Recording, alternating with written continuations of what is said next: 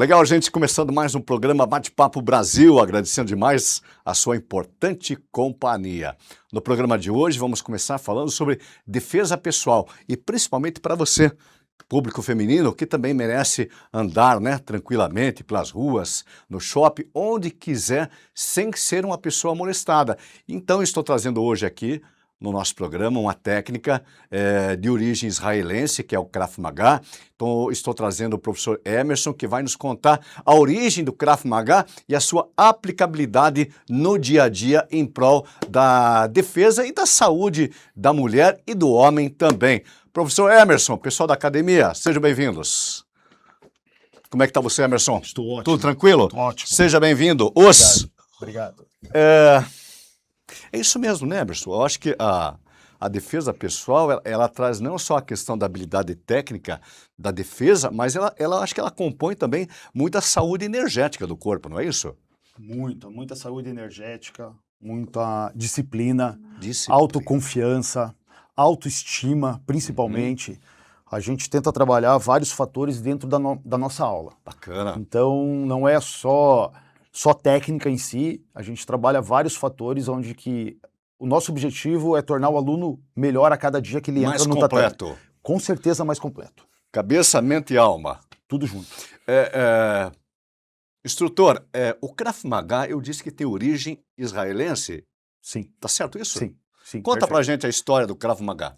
O Krav Maga ele foi criado no início da década de 40 Ok. por Imi Lichtenfeld, com o único objetivo de que qualquer cidadão do bem possa se defender.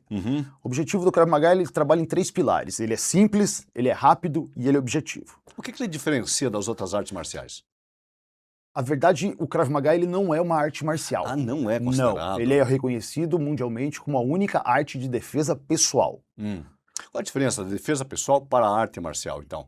Arte marcial você tem regra, você Ok. tem campeonato, você tem disputa, e no Krav Maga não tem isso. A gente costuma falar que no Krav Maga a gente só tem uma regra. Qual que é essa regra? Chegar vivo em casa.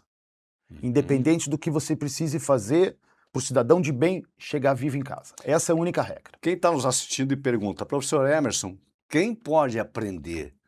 Qualquer idade, homens, mulheres, o que você pensa a respeito?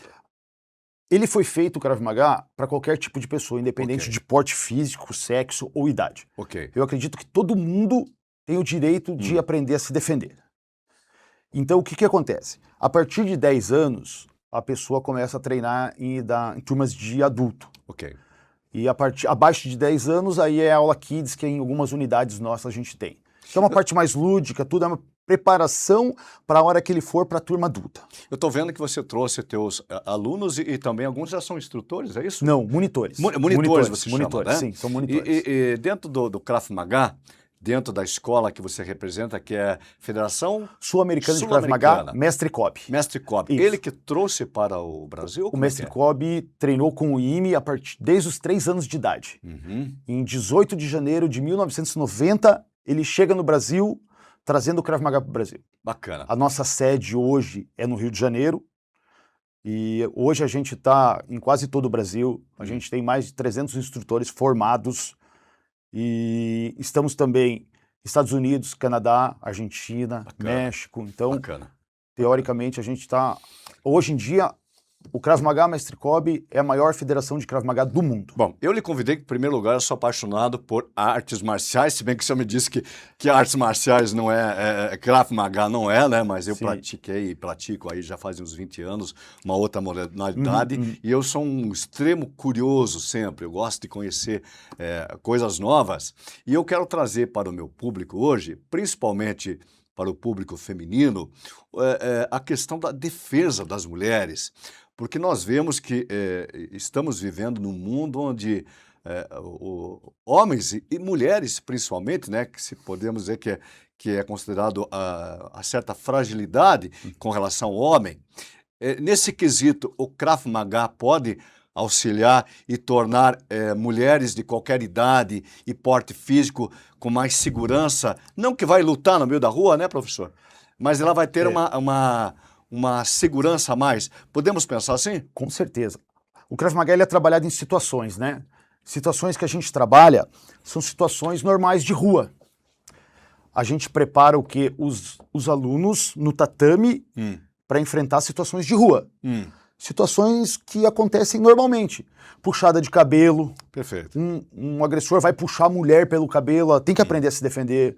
Estrangulamento, que está muito comum isso, a pessoa estrangula a mulher.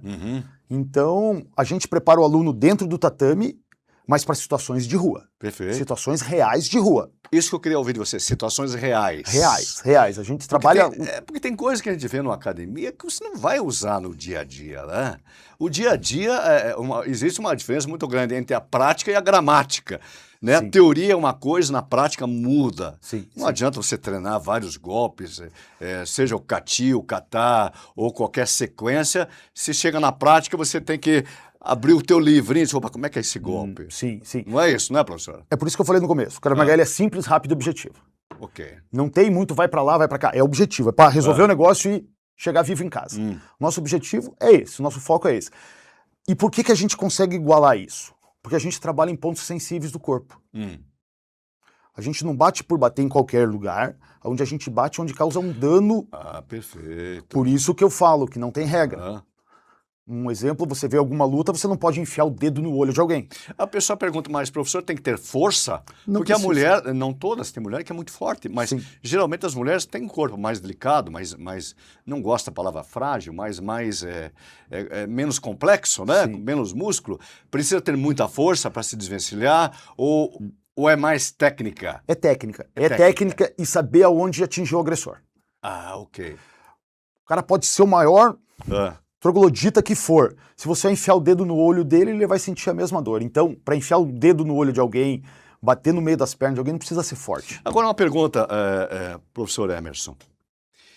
Eu trabalho meu corpo, meu condicionamento físico, eu aprendo a técnica, mas eu tenho que estar emocionalmente equilibrado para que diante de uma situação eu saiba, opa, calma que eu sei como me defender. É isso, vocês preconizam isso também na academia? Sim, nas aulas a gente trabalha, normalmente às vezes no final da aula, algum estresse. Ok. Algum estresse físico, estresse emocional, alguém gritando. Porque o ambiente de tatame, tudo funciona tudo maravilhosamente. Mas a hora que sai, tem alguém gritando, tem alguém passando, tem alguém te batendo, encostando em você. E isso a gente trabalha muito durante as nossas aulas. O fator de estresse físico, emocional, para que na hora que aconteça alguma coisa na rua, a pessoa não congele. Pegando um gancho, qual o erro mais comum na rua diante de uma agressão? A pessoa congelar, não saber o que fazer. Medo? Ou fazer... Medo todo mundo tem, né? Que é natural e cabe você como agir com ele. Todo mundo tem medo. Perfeito. Mas cabe a você como lidar com esse medo. Se uma pessoa congela, tem 10 anos de arte marcial e não sabe o que fazer. Exatamente. É a mesma coisa que tá com uma arma de fogo na cintura e trava, não tem iniciativa. É que nem qualquer ferramenta. Você tem que pegar a ferramenta e tem que aprender a usar a ferramenta. Uma furadeira. O cara compra uma furadeira, não sai furando, ele vai aprender a usar. O cara compra uma arma, tem que aprender a atirar. Perfeito. É igual o Krav Maga, tem que treinar para aprender a hora que precisar usar. Professor Emerson, uma última pergunta antes de nós mostrarmos aqui no palco algumas técnicas, todas elas utilizáveis no dia a dia, no cotidiano. A pessoa que está nos assistindo diz, mas eu tenho que treinar isso durante 10 anos para ficar bom? Ou já a prática já vai me dando habilidade, conhecimento, que eu já possa me sentir uma pessoa mais... Confiante. É isso.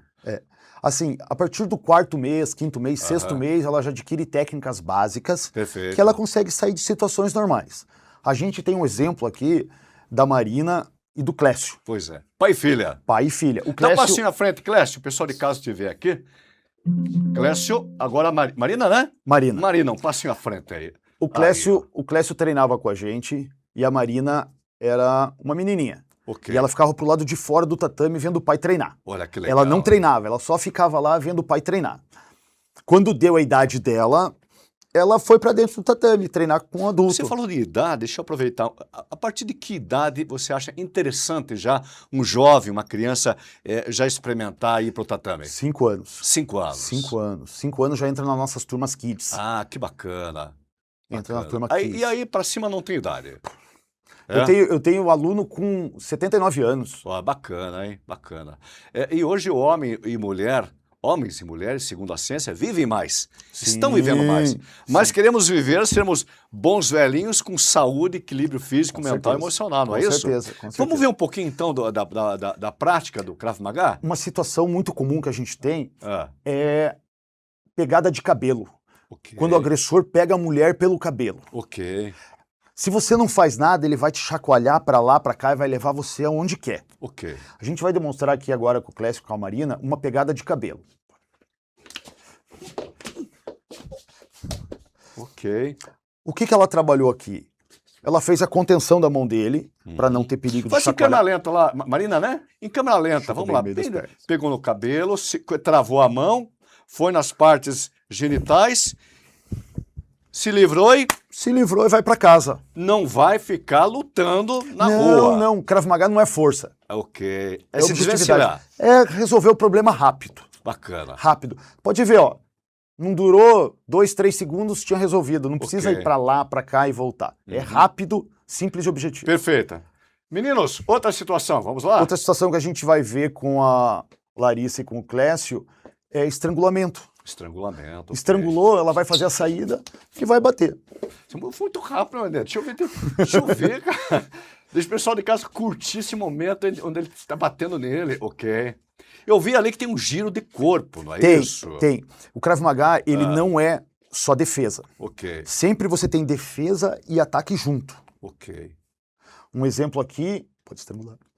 Ela fez uma alavanca sobre o punho dele, acabou o estrangulamento. Ok. Ela tirou o pescoço. Tirou, livrou a parte Ok. que ela estava vulnerável. Ok. E aí o que a gente tem que fazer é bater. Resolver o problema. Aí bateu, deu joelhada no meio das pernas, martelo, cotovelo e resolveu o problema. Professor Emerson, não sei se tem a situação, aquela mulher que é agarrada, de repente, pelo braço ou pela blusa, vamos fazer uma situação hipotética, chega um cidadão que quer agarrá-la para levá-la para dentro de um carro, ou um beco escuro, que infelizmente acontece muito.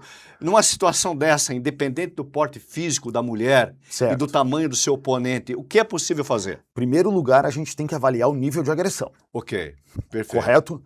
Se é uma agressão iminente e ela pega, e ele pega nela, ela tem que fazer alguma coisa, bater nele Ok. e aí fazer alguma coisa. Ok. Isso aqui que ela fez é a saída aonde ela Mas resolveu o problema. mesmo que ele aperte com força, segura com força ela. Vamos lá. Ele tem muita força. Digamos que é um homem aí com 80 e poucos quilos e uma Perfeito. força de 54. Segura com força. Segurou, se desvencilhou. O que ela fez aqui? Ela fez uma alavanca em Ok. cima do ponto fraco da pegada dele. Ok. Qual que é o ponto fraco? Os polegares. Ah, perfeito. Se ela fizesse Porque devagar, eu aqui, segurava. porque aqui tem 2 dedos, aqui tem 8. Aonde que é mais fácil sair é onde tem 2. Então, pelo entendendo, ela vai sair sempre pelo polegar dela. Depende da É situação. isso? Aqui ela vai fazer uma alavanca em cima dos polegares. Uau, A mesma ok. coisa, pega em cima as duas. Ah. A mesma coisa aqui. Segurou aqui. Segurou, abaixou. Aqui é a mesma coisa. Ah. Ela está fazendo uma alavanca em cima dos polegares. Perfeito. Então- o trabalho é de alavanca. Alavanca. Mas, Isso. lembrando bem, pega só com uma mão. Se é uma agressão mais problemática, Aham. tem que bater nele. Fazer alguma coisa. Ok. Quais seriam as partes mais sensíveis do homem? Isso nós estamos contando para a mulher, que para ela entender, ela vai ter que se desvencilhar e vai ter que entender que ela vai fazer um ataque para poder sair correndo. Perfeito. Qual seria a leitura que uma jovem, uma mulher, uma senhora tem que ter de um homem? Essa leitura. Viu o cidadão, está sendo agredida, eu tenho que me defender porque é a minha vida que está em risco. Certo. Qual é a leitura? Os olhos. Os olhos. Ok. Os olhos. Ok. Nariz. Ah, ok. Bateu no nariz, ok. Traqueia. Ok. Ponto sensível, vulnerável, é cartilagem. Ok. Meio das pernas. Não tem como. Todo Não mundo tem sente como. dor. Todo mundo sente dor. Pode fazer musculação 20 anos, 30 anos, vai sentir Não dor tem do como. mesmo jeito. Isso é fato. Joelho, Joelho. as articulações daí, né? Ok. Sempre contra a articulação. Perfeito. Peito do pé aqui também é bom de bater, ó. Aham. Quem usa salto, finca o salto no peito do pé dele. Ok. São pontos vulneráveis, onde, por mais atleta que ele seja, Mais uma existe situação assim para a gente pensar. Se a mulher é contida por trás, é agarrada por trás, de repente parou um carro do lado, o cara desce do carro, quer agarrar para arrastar para dentro do carro. dor. Resolvido já. De novo lá. Câmera lenta. Agarrou por trás, quer levar para dentro do carro. E aí? Cotovelo na cara, cotovelo na cara, aliviou. E se ele suspende ela, tira ela do chão? Uma menina pequena aí, o cara grande, forte, ela vai fazer tira ela a do chão. alavanca e vai dar cotovelada também. Alavanca, passa a perna e cotovelo lá na cara. Ah, ok. Essa alavanca vai tirar o vai equilíbrio. vai impedir que ele vire ela, que ele tombe ela, entende? Perfeito. E ela vai ter trabalhando isso. Perfeito. Bacana, pessoal. E olha que vocês fizeram tudo isso e eu nem cansei, viu? Bacana. Podem voltar aos seus lugares. Professor Emerson, para quem está nos acompanhando hoje e quer conhecer um pouco mais da Krav Maga Academia, né? Certo. Não, Federação Sul-Americana de Krav Maga, Mestre Kobe. Ela está em toda a América do Sul? Estamos em quase toda a América do Sul. Uhum. Tá? A gente está no Brasil, Argentina, México, no Canadá, Estados Unidos, Portugal também. Bacana. Então a gente está com bastante academia. Cabe ao aluno agora procurar a gente. Aonde que ele acha a gente? Uhum. Entra no site kravmaga.com.br. Coloca na tela lá, por favor, produção. Para quem está nos acompanhando, eu estou aqui com o professor Emerson Escora, instrutor. Quantos anos já dedicado à arte 16 anos que eu estou no Krav Maga. Krav Maga. Dando aula... Como é que surgiu essa tua iniciativa de conhecer o Krav Maga? Primeiramente foi curiosidade. Ok. Eu estava passando na rua, na frente da academia Assobes, que é a nossa academia central ali no centro de Curitiba. Daí eu olhei escrito na escada assim, sobrevivência urbana. Olha só. E aquilo me chamou muita atenção. Eu fui karateca um tempo, e aí eu passei, fiz minha primeira aula e estou lá até hoje. Se apaixonou. Sim. Bacana. Sim, então tá aí na tela para você de todo o Brasil, que está acompanhando a MBC, programa Bate-Papo Brasil, kravmaga.com.br. Você entra no site, perto da sua casa deve ter uma academia com o selo de qualidade Mestre Kobe, é isso, professor? Perfeito. Para você treinar, ter mais saúde, disposição, energia e conhecer técnicas de sobrevivência urbana. Perfeito, professor? Ótimo. Muito obrigado, volte mais vezes.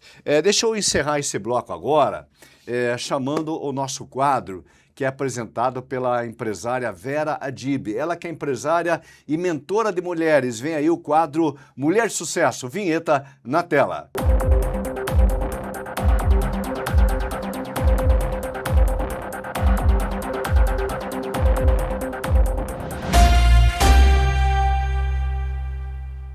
Olá, seja muito bem-vinda ao nosso quadro Mulher de Sucesso, um local de inspiração, autoconhecimento e empreendedorismo. E eu convido você a aprender como ganhar dinheiro com o seu conhecimento. Esse é o nosso tema de hoje. É muito comum a gente escutar muitas histórias, principalmente dentro da família, como essa da Helena, uma aluna minha. A Helena ela é conselheira da família. As amigas pedem orientação para ela. No trabalho, todo mundo pergunta como você faz isso, de tão talentosa que ela é. Mas quando chega a hora de cobrar pelo serviço, ela trava. Ela diz que não precisa pagar nada, que não foi nada, ela não valoriza o talento que ela tem. E muitas mulheres têm conhecimento, têm experiência, têm resultado, mas na hora de monetizar, elas simplesmente não conseguem, elas travam. Talvez isso já tenha acontecido com você. E não é por falta de capacidade da mulher. Nós estamos vivendo o que os especialistas chamam de economia do conhecimento. Segundo o Fórum Econômico Mundial, as habilidades cognitivas, socioemocionais e digitais são hoje os ativos mais valorizados no mercado global. Ou seja, conhecimento virou capital, você deve monetizar. Então, por que tantas mulheres continuam escondidas, têm medo de se mostrar, têm medo de levar esse conhecimento para as redes sociais? Existe uma resposta para isso. Muitas mulheres sofrem a síndrome da impostora. Isso acontece quando a mulher é extremamente competente, mas ela duvida da própria capacidade, mesmo tendo sucesso em várias áreas da vida dela. A raiz do problema normalmente é uma combinação de 4 fatores. Primeiro, a falta da mulher se valorizar. Ela não se reconhece como uma pessoa de valor. Segundo, medo do julgamento das outras pessoas sobre a vida dela e o que ela faz. Terceiro, falta de uma estratégia para fazer o negócio acontecer. Quarto, a confusão entre o dom e o negócio, porque uma coisa é você ter dom, a outra é você estruturar esse dom como um serviço e muitas mulheres não sabem fazer isso. Além disso, emocionalmente, como essa mulher se sente? Ela fica insegura para falar o preço, desconfortável ao vender, tem gente que odeia dizer que vai vender, com medo de se expor e ser julgada por isso.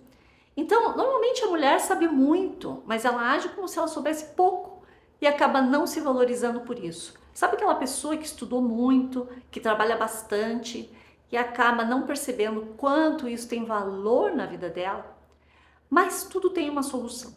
Eu sou empresária, mentora, especialista em psicologia positiva e neurociência. E eu quero trazer para você 5 passos que fazem toda a diferença na sua vida. O primeiro, você precisa ter clareza de quem você é e do potencial que você tem.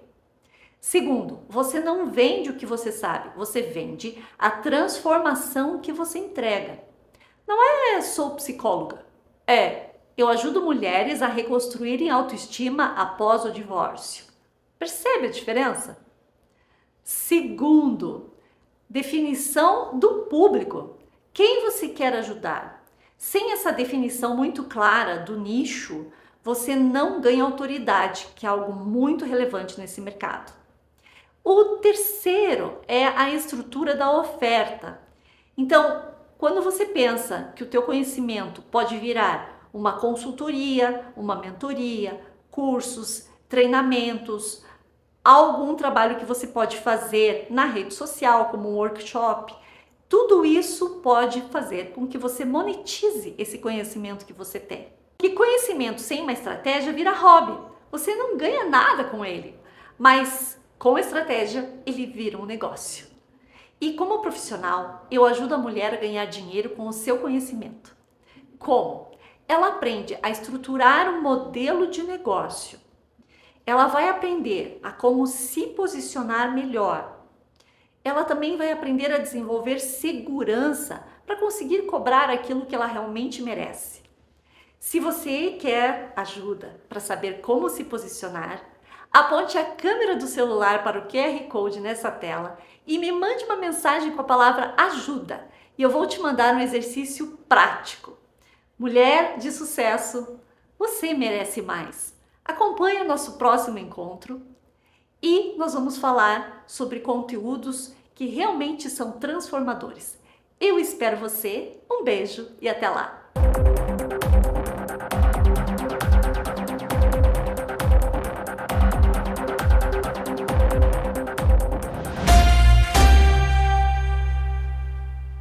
Muito bem, vamos chamar um intervalo comercial. Em 1 minutinho nós estamos de volta.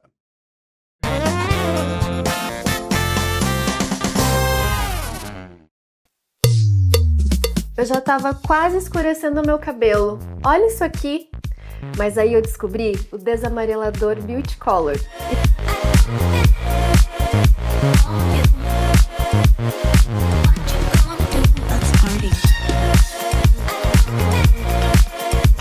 Olha isso! Meu loiro tá perfeito.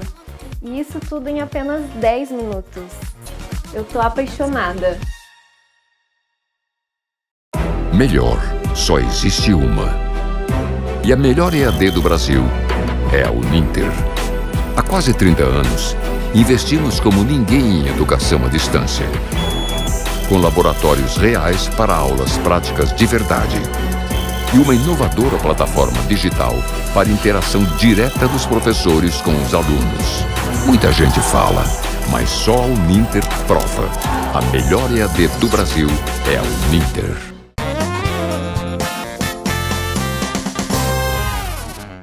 Legal, gente, estamos de volta e agora eu vou falar com a arquiteta urbanista e agora ex-prefeita da cidade de Rio Branco do Sul, estado do Paraná. Ela, enquanto prefeita, atingiu 85%. Se fosse televisão, ia ser audiência. Mas no teu caso, né, prefeita, foi índice de satisfação Aprovação. do cidadão. Quem nasce em Rio Branco é o quê? Rio Branquense. Rio Branquense. Rio Branquense. Karime Faιad, seja bem-vinda. Muito obrigada, muito obrigada. Esse teu índice de satisfação é o quê? O que que reflete isso aí? Reflete um trabalho muito bem feito É. em uma cidade que há muitos anos não conhecia o que era isso, né? Então as pessoas acabam ficando desesperançosas, né? Pois é. E a gente trouxe esperança, eu muito jovem, candidata, arquiteta, ninguém na família, político, meu pai médico. Olha só. As pessoas acreditaram, né? Falaram, ó, Karime, vai lá e faz a mudança. E a gente ganhou com uma votação muito boa na primeira, depois fui reeleita. Paguei contas, 80 milhões de dívidas, né?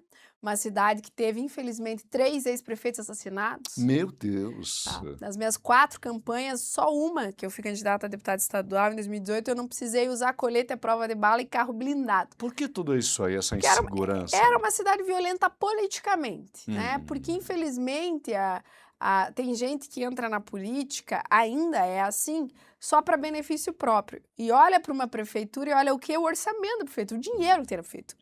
Né? A viabilidade de contrato, de poder, e eu nunca olhei para isso, né? Meu olhar sempre foi estratégico no sentido de fazer um diagnóstico da cidade. Fiz isso antes de ser prefeita. Você nasceu Todas onde? as áreas. Você nasceu onde? Nascida mesmo, eu sou em Curitiba. Curitiba. É. Como é que você foi parar em Rio Branco? Na verdade, meu pai tá lá há 50 anos. Nossa. Como ele era o único médico na época da maternidade, eu tive que nascer em Curitiba. Ok. É, mas sou criada, sou rio-branquense. E a política, como é que entrou em sua vida? Muito nova, eu tô com 35, eu tinha uns 16 anos quando eu comecei a gostar de movimento social. Uhum. A gente tinha um grupinho de jovens, a gente fechou a rodovia com pneu, é verdade. Eu era meio barraqueira, assim. Pneu. Barraqueira não, eu era revoltada. Pneu, a gente queimou pneu para pedir a duplicação da rodovia dos Minérios, que agora o governador tá fazendo, né? Porque, óbvio, muito acidente na rodovia, fazia parte do Conselho da Juventude, de Saúde, de Segurança, me filiei a partido político, acompanhava as demandas, greve de professor, tudo isso na juventude. E aí, quando me filiei, falei, olha, quer saber, eu quero ser prefeita. Quero ser prefeita da cidade e todo mundo, para, não, tá louca? Não né? botavam fé? Não, tanto que na primeira pesquisa minha, já mais pré-candidata na época e tal, cara, pontuei 2,8%. Lutando contra os Contra os coronéis. Os coronéis. Os coronéis. Os Não coronéis. lhe deu medo? Você nos contou que lá já foram assassinados outros prefeitos e pré-candidatos. Não te deu medo, Karime? Não, Não deu. não. O único medo que eu senti foi quando eu virei prefeita e vi que a situação da prefeitura, a saúde financeira, a gestão, era pior do que eu imaginava. Nossa. Por exemplo, eu achava que nós tínhamos, até as informações que eu tinha, achava que eram 52 milhões de dívidas, passou a ser 80 milhões. Né? Sem certidão e uma dificuldade de ser ouvida. Tribunal de Contas não queria ouvir, Tribunal de Justiça não queria ouvir o município, porque o município perdeu a credibilidade. Daí, quando você perde a credibilidade, dificilmente alguém vai te dar espaço, vai te ouvir, né?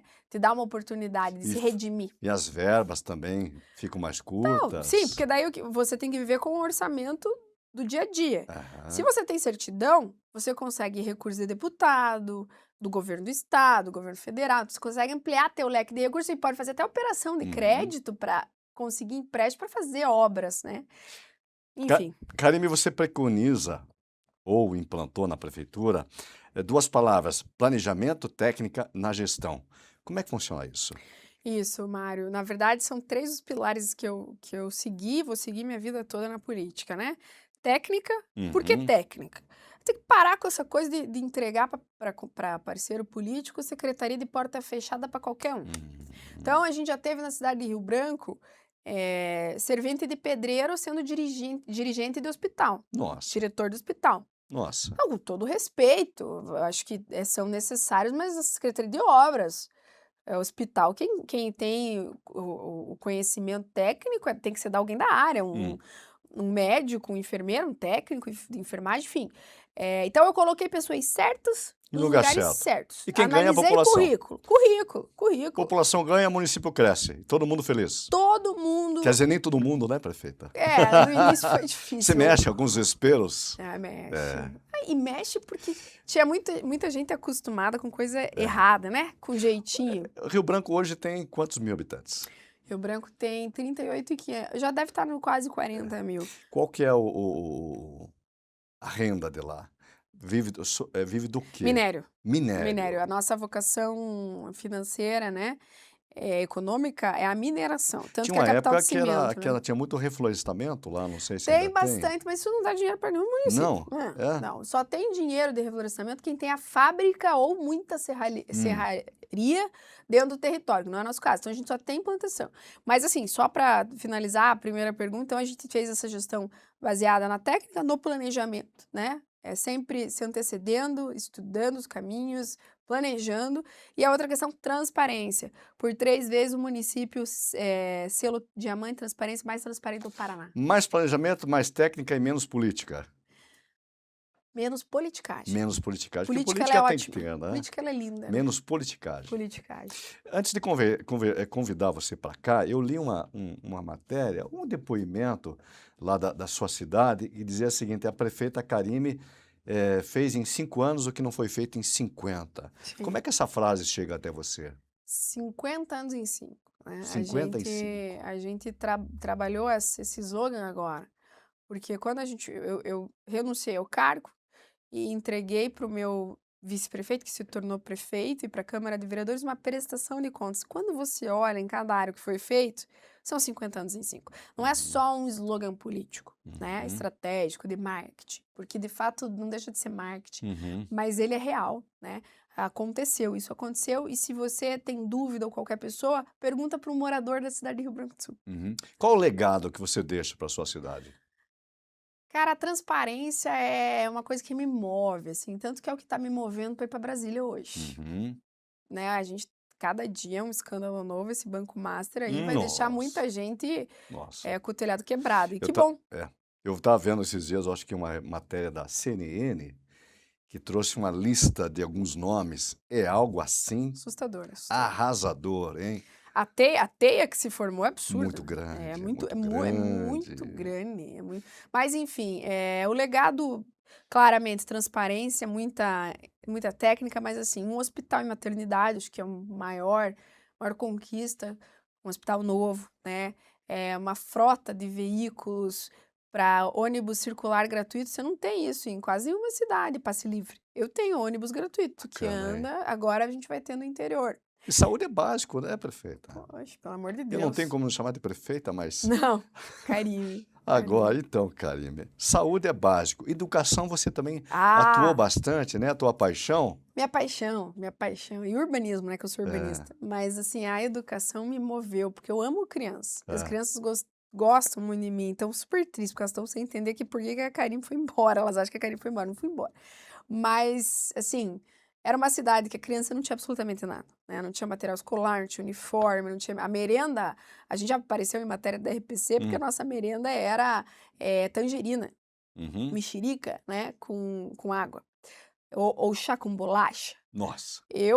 Nós damos 3 refeições por período. A criança só vai para a sala dela porque comeu. Tem tilápia, tem peixe, tem estrogonofe, tem um cardápio maravilhoso para as crianças, tá? Nós demos uniforme de qualidade, material escolar 2 vezes por ano, diversos projetos de contraturno, porque eu entendo que o debate sobre segurança pública é muito forte e necessário hoje, né? E eu entendo que há uma parte que precisa ser direcionada às polícias, você investir na polícia, um bom salário policial, mais concurso, armamento, capacitação, tá certo, né? Mas, ao mesmo tempo, você não pode esquecer da base. Você não pode deixar que aquela criança de hoje vire um bandido amanhã, certo? Sim. Então, se você investir aqui em menos presídio, menos arma, e você investir mais em educação, você vai precisar investir Educação de base. Cursos tirar técnicos, a criança da rua. Gerar trabalho, gerar emprego, esporte. Não, mas falando pequenininho, né? Pequeno. Ele entender desde a gente tem o ProERD, uma coisa que eu acho linda do governo do estado, falei até para o secretário Hudson de Segurança, investe no ProERD. ProERD tem que ser uma política de governo, botar policial dentro da sala de aula para ensinar a filosofia de base, né, prefeito? Filosofia, né? É a mudança de mindset na população, porque esse negócio de aquela lei dos anos 70, aquela lei de Gerson, né? O brasileiro tem que levar vantagem em tudo. Não, o que é meu, o que é seu é seu. Essa é a lei básica e essa é a mentalidade que devia ser mudada já na escola. né? Na base. Na escola. Mas será que os políticos querem que a gente pense? Não querem. Não querem, prefeita. Não querem. Será que eles querem que a gente saiba votar? Porque, Não. vamos falar a verdade. Não Você quer, acha os certo? políticos não querem educação no Brasil. Não. Porque alguém que Talvez tem eles não tenham, né? Não, que alguém que tem cultura vai começar a cobrar. Alguém que tem uma faculdade vai começar a questionar. Pois é, É pois- interesse pois isso? pois é. É mais fácil eu ter um curral eleitoral de pessoas pouco letradas, não que a pessoa que não sabe escrever não tenha capacidade de discernimento, mas essas são pessoas mais fáceis de você manobrar. E tem um debate que eu tenho feito muito nas entrevistas que eu tenho dado, e vou te explicar de maneira breve. As pessoas reclamam da corrupção no Brasil. Ela, de fato, é um problema, né? Ela existe, ela está enraizada e dificilmente se muda. E hoje tem candidatos que se elegem só falando da corrupção. Ok, é uma pauta importante, mas daí, meu amigo, se for governador, você vai fazer o quê? No esporte, na saúde, na educação, né? Corrupção é o mínimo que você já nem tem que falar, você nem tem que pensar em... Tem que ser uma luta tua de transparência, de seriedade, né? Agora, o que você vai fazer se você governar? Mas a gente precisa entender o seguinte, você tem um orçamento lá de 100 milhões de reais por ano numa prefeitura, certo? Vamos pensar que a corrupção ela varia hoje no Brasil de 10% a 20%. Você perdeu 20 milhões. 20 milhões foi pro bolso de alguém, ou de alguém, tá? Você ainda tem 80 milhões. 80! E daí a pergunta fica... Se a pessoa não sabe como gerir, não é pior? Porque daí se a pessoa não tem estudo, não tem conhecimento de gestão, não sabe montar uma equipe, esses 80 milhões vão embora junto com os 20. E você falou algo muito interessante no início da sua conversa, quando eu lhe fiz uma provocação sobre política, você disse, não, política é boa, o que é ruim é a politicagem. Mas o problema é que dentro da politicagem, Karime, está a questão dos cargos, né? Os muitos cargos de cabide que existem no Brasil, né? Cada prefeito, governador e até mesmo deputados, quando eleitos, eles já têm assim 10, 20, 30, 40 cargos que eles vão distribuindo para os seus correligionários. E, infelizmente, isso aí vai minando a estrutura e o orçamento público cada vez mais pesado. E quem paga a conta são os nossos impostos. Somos nós. Agora, eu lhe faço a pergunta, você é pré-candidata a deputada federal. Conta rapidamente para nós como é que você vê a participação da mulher na política pública e por que essa tua anseio agora ir para Brasília? O que você pretende agora como pré-candidata, deputada federal? Brasília tá nojenta. Horrível. E eu sou movida a desafio, né? Eu não vou mentir para você, eu gosto de desafio. Então, para mim, se a situação parou de ser um desafio, está tudo bem, está tudo certo, ok, fiz minha obrigação, né? Veja, por exemplo, vou te dar o exemplo, renunciar a um cargo de prefeito é uma coisa muito forte, foi muito difícil. Sim. Por que Karime fez isso? Uma, porque mudou a chave da cidade, mudou a história, as entregas aconteceram, estão acontecendo, o vice é um cara sensacional, o prefeito atual, continua com as equipes, com o planejamento, a gente tem uma assessoria de planejamento lá, vigiando passo a passo os secretários. Então, tá em boas mãos, tá? Não quanto a isso, ok. Bacana. Eu aprendi muito, demais. Eu já tive uma experiência antes na prefeitura de Pinhais, aí em Rio Branco, cara, aprendi mais do que se imagina. Eu sei a dor do povo. Hoje um político que quer galgar qualquer cargo, ele tem que conhecer a necessidade do povo. Não é necessidade de rede social. Rede social, qualquer um tem um celular hoje, uma internet. Tem que sair dos fica gabinetes, lá. não é isso? Exato. Então essa pessoa sou eu. A questão mulher, que você perguntou, mulher é fundamental hoje para esse processo de trazer mais seriedade. Você está falando da prefeita que deu selo diamante 3 vezes para uma cidade que estava na posição 364 no índice de transparência. Bacana. Entende? Então a gente mostrou que dá para fazer uma política séria. Mulher, tem pesquisas que mostram. A mulher é menos corruptível, mais séria. Mulher investe mais em saúde, em educação e assistência social. Tá? Perfeito. Então, eu vejo que, e ainda mais com esse momento que as mulheres estão sendo tão agredidas, né? Isso está parecendo tão forte, assim, feminicídio, todo dia 4 mulheres mortas, uma mulher estuprada a cada 6 minutos, é bárbaro isso. Então, a gente precisa reagir, a gente precisa dos homens junto. Sim. Porque essa luta, ela é conjunta. Mas tem que ter uma visão feminina. Precisa. Sim. Afinal, metade da população do Brasil é o público feminino, um pouco mais da metade. 6 milhões a mais somos hoje. Karime Fayad, ex-prefeita de Rio Branco. É isso. e agora pré-candidata a deputada federal, eu quero que você sintetize em apenas uma frase para nós encerrarmos nossa conversa, qual a sua principal bandeira que vai defender como pré-candidata a deputada federal, olhando aqui nessa Câmara. Ser eleita deputada federal, primeiro que eu vou dar orgulho para quem me eleger, mas a minha bandeira será os interesses do povo do Paraná, com muita transparência e, em especial, defendendo as mulheres. E Maravilha. representando os interesses, porque tem que, como eu falei, conhecer a necessidade real das pessoas no dia a dia. Maravilha. Eu vou colocar na tela, então, para quem quiser acompanhar e conhecer um pouco mais do trabalho da Karime Faïad. Karime Faïad, arquiteta, está como @Karime Faïad, ela que é pré-candidata à Câmara Federal. Sucesso na tua batalha, Obrigada. viu? Muito sucesso. Obrigado por ter Obrigada. vindo. Obrigada. Eu vou encerrar esse bloco agora chamando aquele quadro que fala sobre saúde mental, como é importante, né? Não adianta você ser um bom profissional, um conhecedor profundo de vários assuntos se você não tiver aqui, ó, equilibrado, inteligência emocional. Então vem aí agora o quadro Mente em Equilíbrio, apresentado pela psicóloga doutora Bernadette Lauter. Vinheta na tela.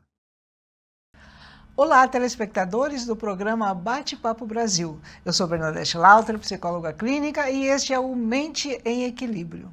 Deixa eu te perguntar, você já tentou explicar o que está sentindo e acabou ouvindo que era exagero? Ou pior, começou a duvidar de si mesmo, pensando se aquilo que sente realmente é real?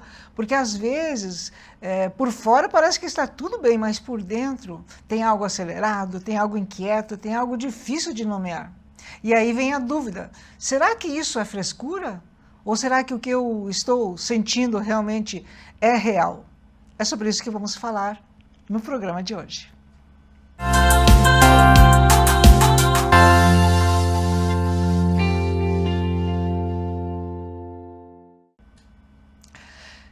Quem vive com ansiedade muitas vezes aprende a esconder.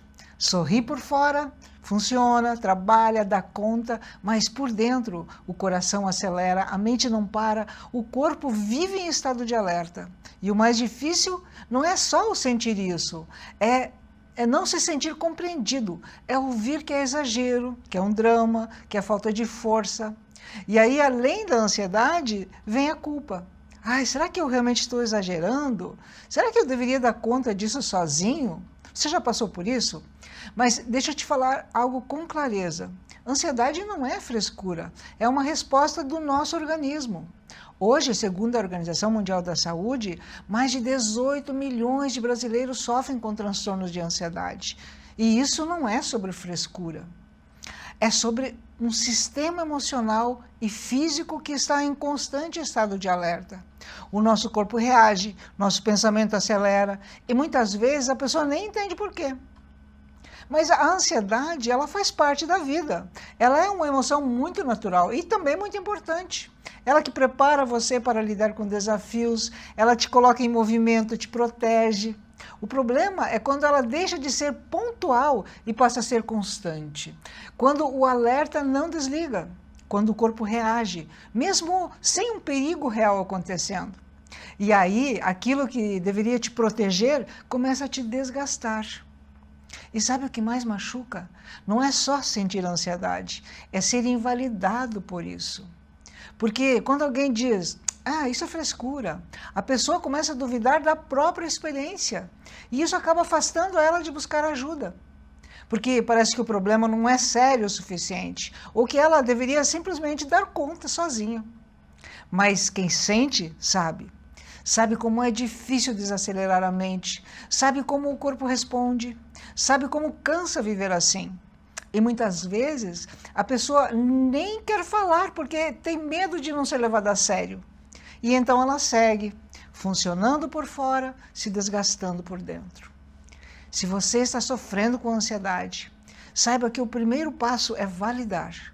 O que você sente é legítimo, não precisa de aprovação externa para ser real. Segundo, você deve e pode buscar compreensão, entender o que está acontecendo com você, mas sem julgamento. E, se possível, buscar ajuda profissional, porque a ansiedade tem manejo, tem tratamento, tem caminho. E você não precisa lidar com isso sozinho.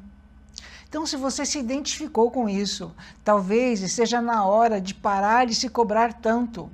Talvez esteja na hora de começar a se escutar com um pouco mais de respeito. Porque aquilo que você sente importa e merece ser cuidado. E quando a mente encontra equilíbrio, a vida encontra direção.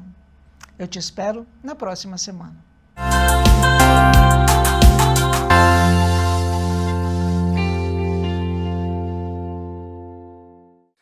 Muito bem, gente. Eu vou chamar um breve intervalo comercial e em um minutinho nós estamos de volta. Não sai daí.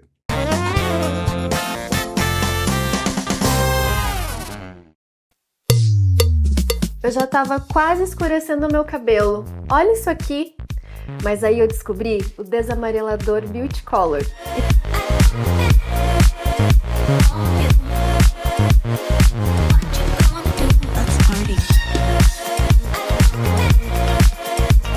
Olha isso, meu loiro tá perfeito. E isso tudo em apenas 10 minutos. Eu tô apaixonada. Melhor, só existe uma. E a melhor EAD do Brasil é a Uninter.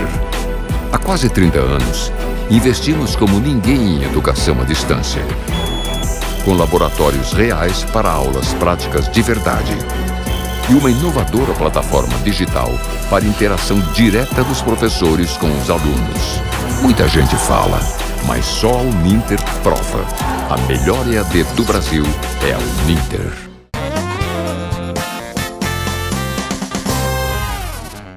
Legal, gente. Vamos conversar agora com a doutora Bruna Rafaela Machado. Doutora, tudo bem com você? Tudo bem Seja contigo, bem-vindo. Mário. Muito obrigada. Quero agradecer imensamente pelo convite, estar aqui e conversar um pouquinho com o pessoal que está em casa nos assistindo sobre odontologia. Doutora, sorriso é o nosso cartão de visitas? Exatamente, é É? o que chega, né? É o que comunica. Comunica, né? Mas não é só questão de estética, é uma questão de saúde também, não é verdade? Ah, principalmente. Eu sou suspeita porque eu adoro falar de prevenção. Eu, desde que me formei, eu foquei em prevenção. É a alma do negócio, como diz essa frase é antiga, né? Prevenção é a alma do negócio. Mas é uma frase válida sempre. Válido até para a área da saúde, né? Então, não só na odontologia, mas como um todo. Antigamente, as pessoas procuravam um dentista como curativo. Tenho dor, quebrei o dente, aconteceu alguma coisa. Hoje em dia, isso já virou um pouquinho. As pessoas já estão procurando pela prevenção. E prevenção, nesse caso, como é que seria o beabá da prevenção? A prevenção é tudo.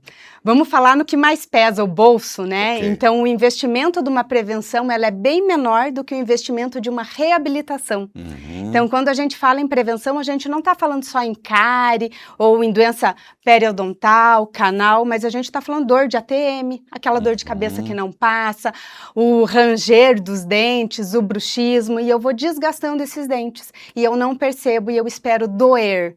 Daí, quando eu vou curar a dor, que é o tal do curativo, eu já estou investindo um pouquinho mais do que se eu fosse procurar o dentista ou ir regularmente nele para identificar esse problema antes, né? É bem melhor. Quando que a pessoa deve procurar um cirurgião dentista, um profissional da odontologia? Eu digo zero menos. Quando é zero menos, é desde a barriga da mãe. Olha Então, só. essa mãe, ela precisa ser orientada, porque o paladar da criança está sendo formada na gestação. Olha só. E os cuidados que ela vai ter vai interferir. Então, essa mãe, ela também está mais apta a receber orientações do cuidado de uma criança quando, né, tá nessa fase de gestante, de gestação.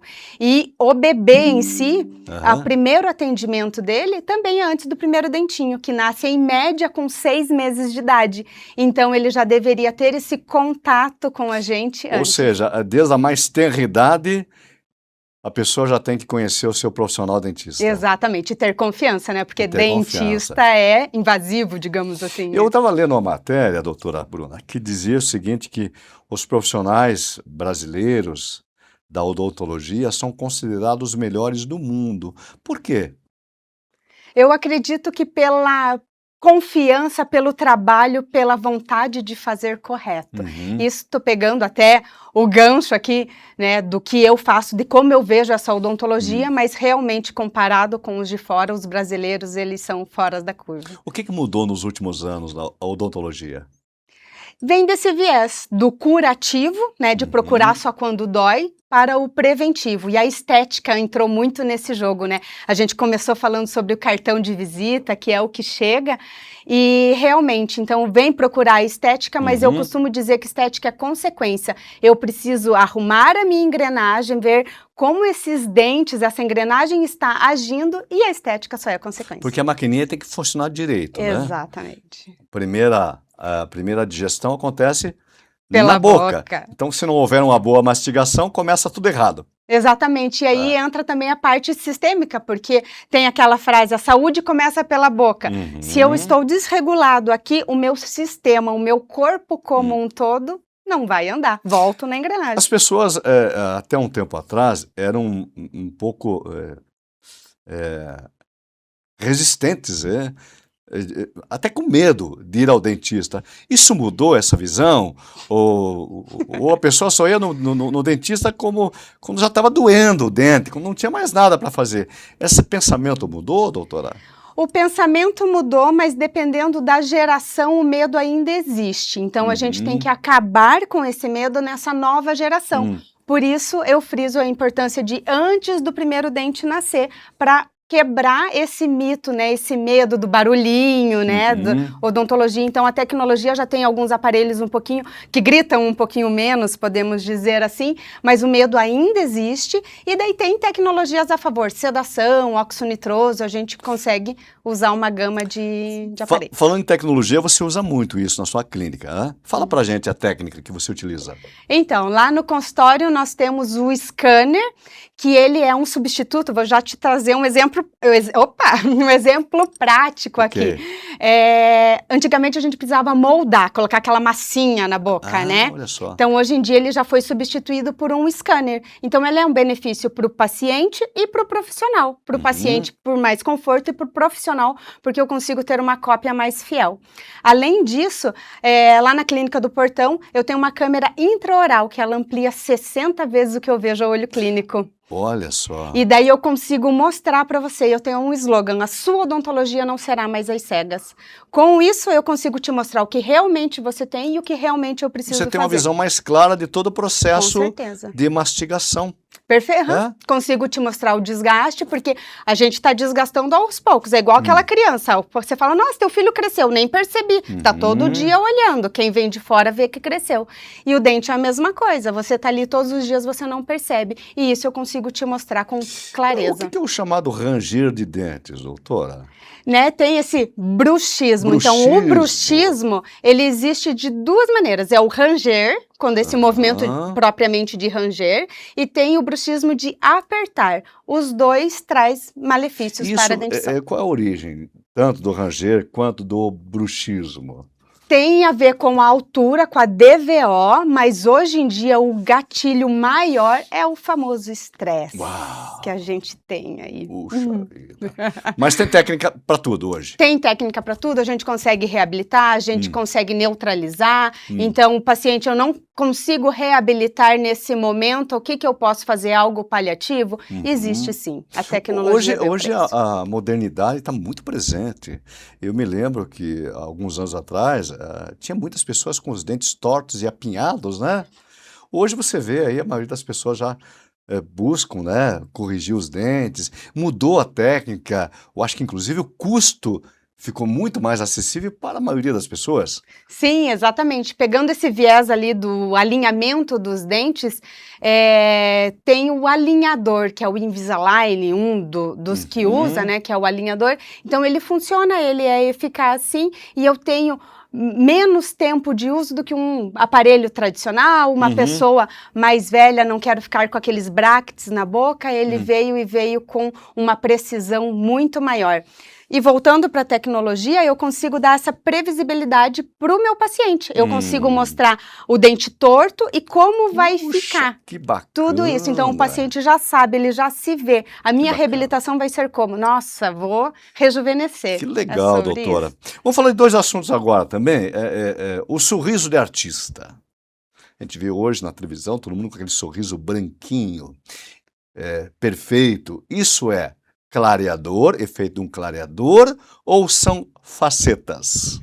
Então, o nosso dente, ele não é branco, não Pois existe dente branco, né? Aquele branco que você vê, ele já é um artificial, já é ou Ok. resina ou porcelana, que foi escolhido um tom mais branco. O dente natural, ele é amarelo.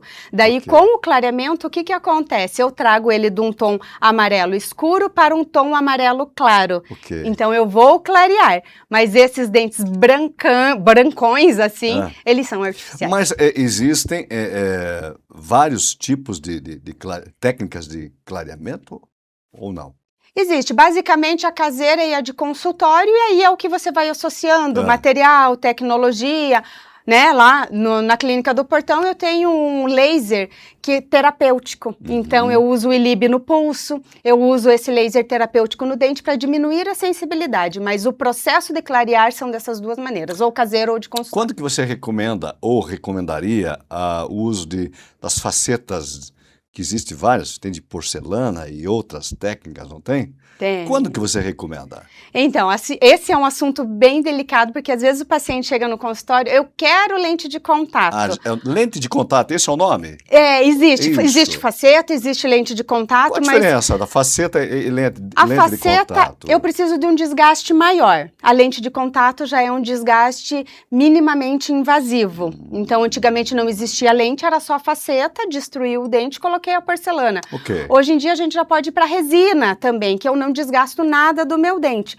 Mas não é o paciente, eu quero lente para não desgastar o dente, mas às vezes eu preciso desgastar por conta de um problema pré-existente, ou às vezes eu indico uma resina. Então o indivíduo, tem que ser visto individualmente mesmo. É o porque caso a caso. um caso a caso. Então não existe para todos, o melhor é lente de contato. Doutora, vamos pensar no caso de quem perdeu um dente ou alguns dentes num acidente. Puxa vida, perdeu 3, 4, 5 dentes. E aí, doutora, como é que faz? Vai ter que botar a mãozinha na Vai boca? ter que pôr assim, antes vai lá, cuida do trauma, se Que recupera era do comum, acidente, né? bem Era comum. comum antigamente. Sim. Eu estava vendo uma Não usava matéria cinto, nos anos 60 ou 70, o brasileiro não ia ao dentista tratar, ele ia arrancar o dente. Isso. Por isso que a gente vê os nossos avós e tios mais velhos, geralmente usando a Dentadura. dentadura, porque era comum na época, nos anos 50, 60, 70, arrancar os dentes. Não é isso? Exatamente. Hoje mudou. Hoje mudou bastante. Daí vem dessa área de prevenção, vem da área de perdi por conta de um trauma ou por algum outro problema, a gente pode usar o substituto, que é o implante. Ok. Então a gente tem técnicas que você não vai perceber que perdeu o dente. É aquele de carga imediata, é isso? Aí é individual novamente. Se der para fazer carga imediata, já sai de dente da cirurgia. Carga imediata é aquele Sim. que a pessoa entra num dia, já sai quase que no final da tarde já com os dentes, é isso? Já sai com os dentes. Ok. Provisórios, mas já sai com o dente. Ok. Não dá para ser porcelana imediata, senão perde o implante. Então aí a gente tem toda, né, nosso sistema, ele precisa ter, né, a reconstrução ali. Agora, para a gente finalizar, doutora, como é que a gente pode equilibrar estética com funcionalidade? A parte funcional e a estética. Como eu vejo isso? Resolve o funcional, que a estética é consequência. Vem junto. Vem junto. A estética isso? sempre é consequência. Se eu foco na estética e não vejo a minha engrenagem, a minha estética vai falhar. Vai ficar soltando a lente, vai quebrar dente, vai fazer isso. Agora, se eu estabilizo a minha engrenagem, a estética vai ter sucesso. Vem junto. É a consequência. Você também é mentora de muitos profissionais da sua área, não é? Também. A minha mentoria ela é voltada para a inteligência emocional e para esse profissional se encontrar. Eu quero fazer vamos supor, uma especialidade, eu quero ser o dentista só prestador de só atender, ou eu quero ser o generalista, que eu tenho uma clínica e faço tudo isso, então eu direciono para qual caminho, qual viés. Para essa moçada que está nos assistindo, essa moçada jovem que está chegando agora, que está na faculdade, ou está saindo da faculdade, ou está entrando na faculdade, que tem, de repente, o interesse em ser um cirurgião dentista, que a nomenclatura continua igual, né? Seja por vontade, ou de repente porque quer seguir a carreira do pai, do tio, do avô. O que você falaria para esse pessoal? Para você que está acompanhando e você quer seguir a carreira de cirurgião dentista, siga o seu sonho, mas tenha certeza que é isso que você quer. Descubra o que realmente você quer e vai dar certo. Não vá no que o pai, a mãe quer que você seja. Você ama a sua profissão, né? Sim, eu amo a minha profissão e por isso ela é a base de tudo. Então isso me trouxe até aqui e é onde me trouxe a mostrar aonde você quer chegar. Muito bem. Se você quer conhecer o trabalho da doutora Bruna Rafaela Machado, João, coloca na tela, por gentileza, o Instagram da doutora Bruna. Então tá aí, Bruna Rafaela Machado, cirurgiã dentista. Você encontra ela nas redes sociais como doutora Bruna Rafaela Machado. É isso, doutora? Isso mesmo. Muito obrigado, viu? Quando tiver novidades nessa área, vem aqui contar pra gente. Obrigada. Bacana? Agora eu vou encerrar esse bloco com o nosso quadro chamado A Visão da Águia, que é apresentado pela advogada, a doutora Andréa Vaz. Esse quadro é direcionado a empreendedores, a profissionais liberais, empresários, que querem ter uma visão estratégica para como melhor dirigir a sua empresa. Visão da Águia, vinheta na tela.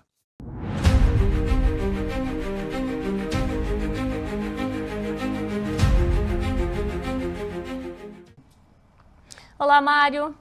Mais uma vez estamos aqui com o quadro A Visão da Águia, prevenindo riscos dentro do seu negócio. O perigo invisível da segurança do trabalho. Esse é o tema que eu quero abordar com você hoje. Como está a utilização de EPI dentro da sua empresa? Aliás, eu quero saber como está o uso, o treinamento e a fiscalização do uso desses equipamentos. Você comprou um equipamento de segurança, entregou para o seu funcionário, mas ele não usa. E aí eu te pergunto, de quem é a culpa se houver um acidente de trabalho? E certamente neste momento, você empresário, empresária, está indignado comigo, porque você deve estar dizendo, sempre a culpa é do empregador. E infelizmente, eu te digo, se você não cuidar deste elemento dentro da sua empresa, ele também é um vilão na justiça do trabalho. A culpa, infelizmente, se tudo não estiver adequado, será sua, empresário. Por quê? Eu quero te dizer, porque entregar o EPI, o equipamento de proteção individual, não isenta a sua empresa de processos milionários, inclusive. E eu vou além. Processos na Justiça do Trabalho para indenizações individuais, processos perante o Ministério Público do Trabalho para processos coletivos, danos morais coletivos, processos perante a Delegacia do Trabalho, cobrando e fiscalizando melhores condições de trabalho. A segurança do trabalho, se ela não é resolvida, né, ela se transforma num grande vilão dentro da sua empresa. E eu vou além, empresário.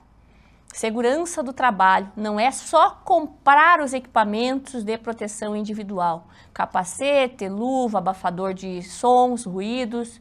Não acaba com a emissão da nota fiscal de compras. Não acaba. E muitos empresários, eles acreditam que a obrigação acaba com a entrega do equipamento de proteção individual para o empregado. E este é um mito muito perigoso, senhor empresário, senhora empresária. Afinal de contas, a lei exige do empresário uma tríade inegociável. Primeiro, fornecer o equipamento de proteção individual. E vale lhe advertir, com CA, Código de Aprovação perante o Ministério do Trabalho e Emprego, isso mesmo.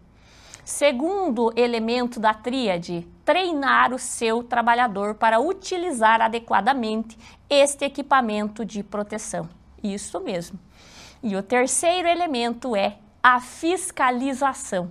Não adianta fornecer, não adianta treinar, se você não fiscalizar a utilização adequada desse equipamento de proteção individual.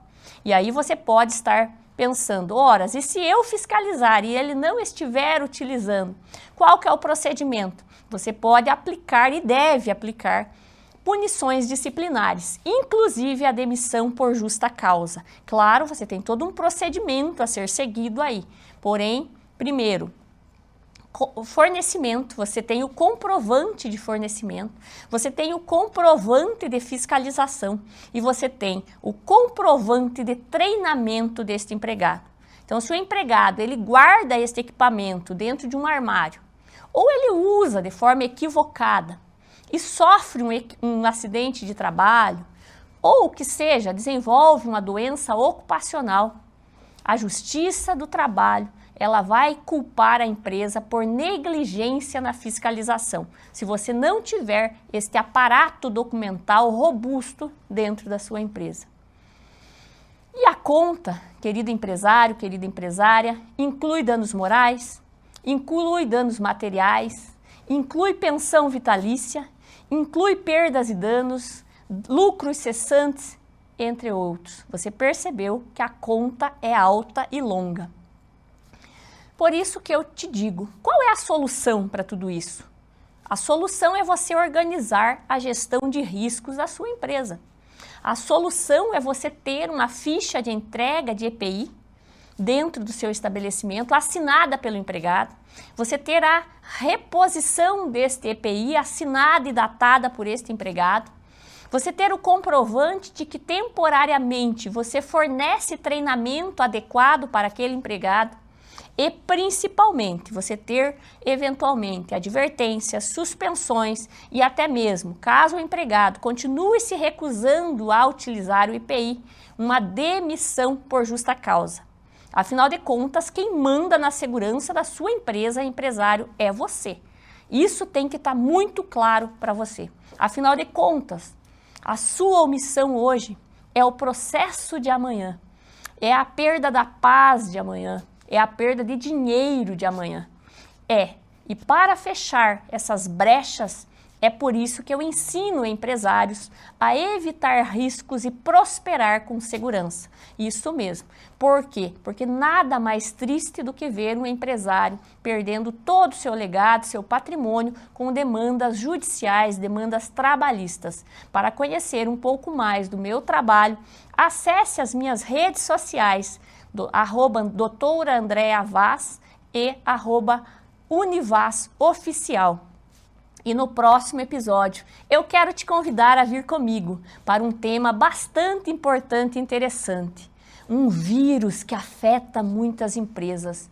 O vírus da fofoca no ambiente de trabalho. Tem fofoca aí na sua empresa? Vem comigo que eu quero te ensinar a resolver esse problema. Até mais!